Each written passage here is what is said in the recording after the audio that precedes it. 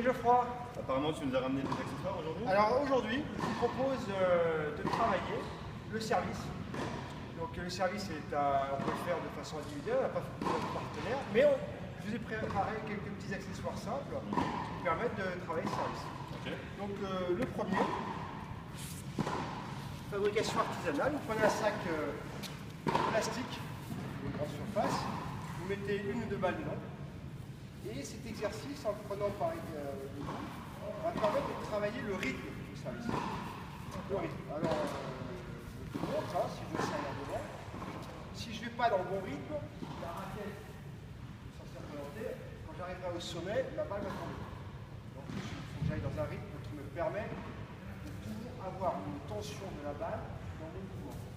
Si je ne vais pas assez vite, de la même façon, derrière, je vais taper mon dos. Si je ne vais pas assez vite en haut, ma balle ne montera pas pour frapper. Donc l'objectif de l'exercice, c'est de travailler son rythme au service,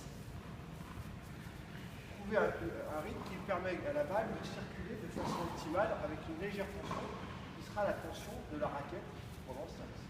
D'accord. Donc voilà, je travaille, relancer, j'intègre relancer. Voilà.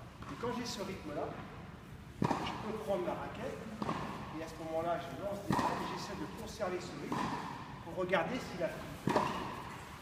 Si vous préférez aussi, vous pouvez le faire avec une chaussette usagée de ski, qui est aussi long, et qui permettra de la même façon de travailler son rythme. Chacun son truc, mais c'est un exercice intéressant pour là travailler son rythme au service et ressentir une tension dans la raquette, l'inertie qu'on va donner dans la balle qui partira de la raquette et non pas d'une poussée musculaire de la raquette. Ça, c'est le premier exercice. Le deuxième, on l'avait déjà vu dans une vidéo précédente, c'est l'utilisation d'un gobelet, là j'ai pris une bouteille coupée en deux, qui permet de travailler la fluidité au lancer de balle. C'est-à-dire que si je serre trop fort ma balle, j'entendrai le bruit du gobelet. Et donc je ne serai pas efficace. Donc l'objectif c'est de ressentir une légère tension sur la balle, le gobelet, qu'il n'y ait pas de bruit, et d'apprendre à lancer ma balle de façon de bas en haut, dans un mouvement continu, de telle façon que ma balle soit pratiquement verticale en moment de la frappe.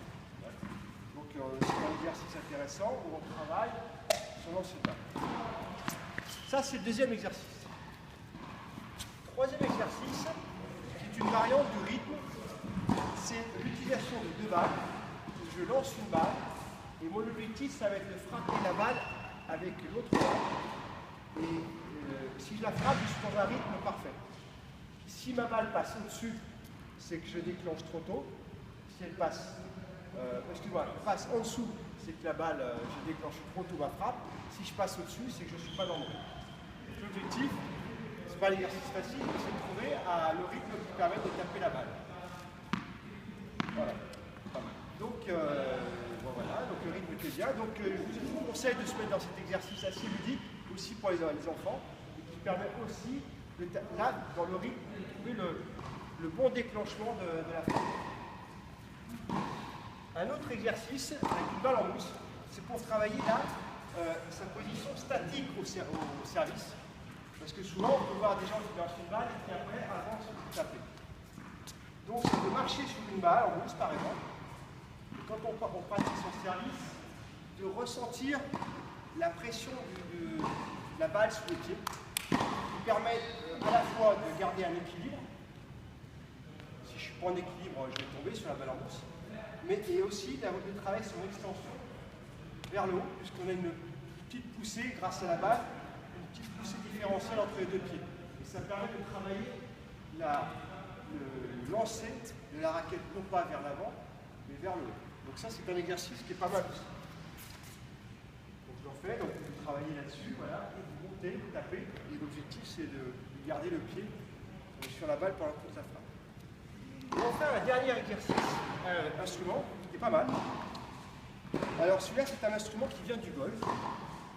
Le golf fabrique pas mal d'accessoires. Et celui-là, on met ça sur le coude.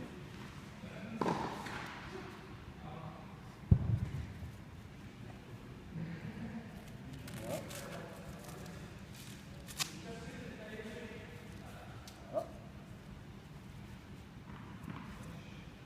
ça permet de travailler sa flexion du bras. C'est-à-dire que je m'explique.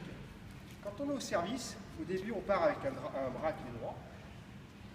Et souvent, les jeunes, les plus petits, même les plus grands, ne plient pas le bras ici. Donc ils lancent leur balle, ils tapent leur service en tapant comme ça, ils n'ont pas cette flexion.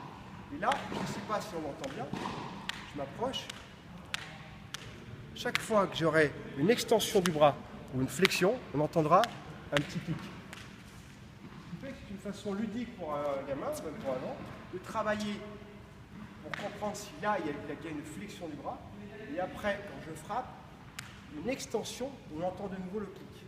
Alors deux choses, soit on n'entend pas le clic, c'est qu'on tape avec le bras fléchi, c'est pas bon, soit on a le clic qui est devant soi, et ça veut dire qu'on a bien plié le bras, mais on n'a pas frappé sa balle au-dessus de soi. Si on entend le clic devant, c'est qu'on a poussé sa balle et qu'on a tendu le bras après. Donc c'est une façon assez facile, de façon sonore, tout seul, de pouvoir travailler si j'ai bien fléchi le bras et si je déclenche bien ma frappe au bon moment.